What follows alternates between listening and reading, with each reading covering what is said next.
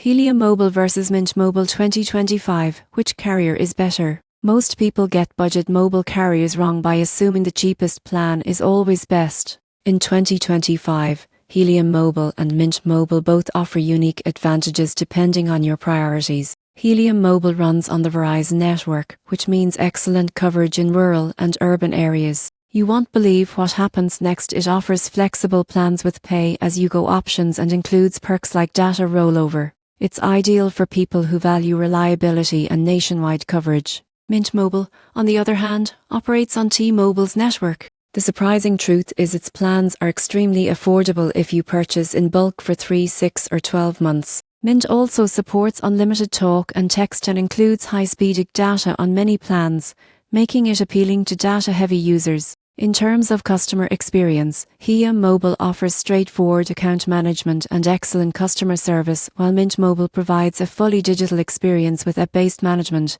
which some users find convenient but less personal. In conclusion, choose Helium Mobile if you prioritize coverage, flexibility, and Verizon network reliability. Mint Mobile is the better choice if you're looking for affordability, long-term savings, and robust performance. Your decision depends on whether coverage or cost is your primary concern.